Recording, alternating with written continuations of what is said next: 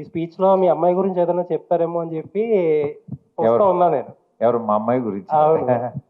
అంటే మీరు last time మనం మాట్లాడుకున్నప్పుడు కూడా మీ అమ్మాయిది కానీ అబ్బాయిది కానీ టాలెంట్ గురించి చెప్పారు.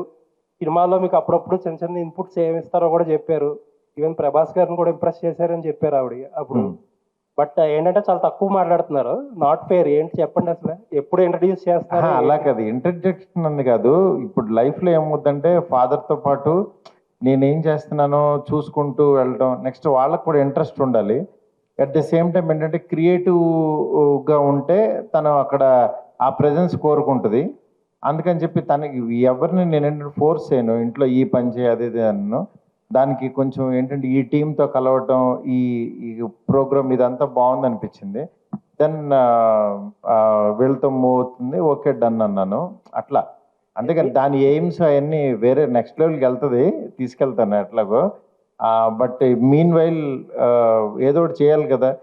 అంటే ఫస్ట్ ఏంటంటే గర్ల్స్ ఇప్పుడు చాలా క్రియేటివ్గా ఉన్నారు, నెక్స్ట్ లెవెల్ ఆలోచిస్తున్నారు. అలా వెళ్తూ ఉంటే బాగుంటుందని నేను కూడా ఎంకరేజ్ చేస్తున్నాను. లేదు మీరు ఫోర్స్ చేస్తారో అది ఇది అని నేను అనట్లేదు కానీ బట్ ఏంటంటే ప్రభాస్ గారి సినిమా కూడా ఎంతో వాడేదని చెప్పి అసలు కొంచెం కూడా మాట్లాడట్లేదని నేను అడుగుతున్నాను. లేదు లేదండి, అంటే ఏ సినిమాకైనా ఆ సినిమాతో అంటే నాతో పాటు క్రియేటివ్ సైడ్ దానికి కెమెరా ఇష్టం, విఎఫ్ఎక్స్ ఇష్టం, అందుకని చెప్పి దెన్ షీఈ్ ఆల్సో వర్కింగ్ అనమాట ఇన్ దట్. అది ఇప్పుడు ప్రభాస్ గారు పెద్ద హిట్ కొట్టేశారు. ఇప్పుడు మళ్ళీ మీ మీద ఇంకా ప్రెషర్ బాధ్యత బాగా పెరిగిపోయింది. ఏంటి నెక్స్ట్ వచ్చే సినిమా మీదేనా? ఎప్పుడు స్టార్ట్ చేయబోతున్నారు? జామ్ జంక్షన్ అదే మీరు అంటే నెక్స్ట్ ప్రెస్ మీట్ కి వస్తారా, బిజీ అయిపోతారా అని తెలుసుకోవడానికి ఈ క్వశ్చన్ అడుగుతున్నాం అన్నమాట. నెక్స్ట్ ప్రెస్ మీట్ కి ఈ jam junction next press meet కి వస్తారో లేదో తెలియడానికని ఈ షూటింగ్ గురించి అడుగు. లేదండి, అంటే నేను ఇప్పుడు నెక్స్ట్ మంత్ నుంచి షూట్ ఉంది, షూట్కి వెళ్తున్నాము. ఓకే. నాకు ప్రెషర్ అనే ఫీల్ అయితే ఫస్ట్ అసలు ఈ ఫంక్షన్కి రాను, ప్రెషర్లో దుప్పటి కప్పుకుని పడుకుని ఉంటాను.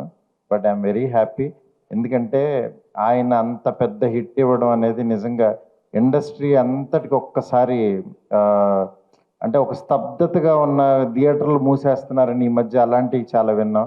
ఒక్కసారి థియేటర్లు అన్నిటికీ కళ్ళొచ్చి ఇళ్లలోంచి జనం అందరూ వెళ్ళి అంత కలెక్ట్ చేయడం నిజంగా అది అద్భుతం.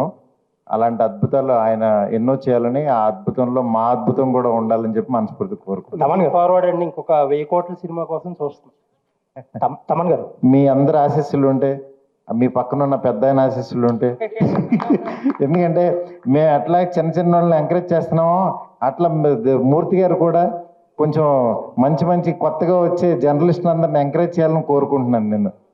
అదే అందుకనే మీరు మన రాజేష్ని పక్కన పెట్టుకుంటే మీరు కూడా ఎంకరేజ్ చేయండి గురూజీ. తమన్ గారు.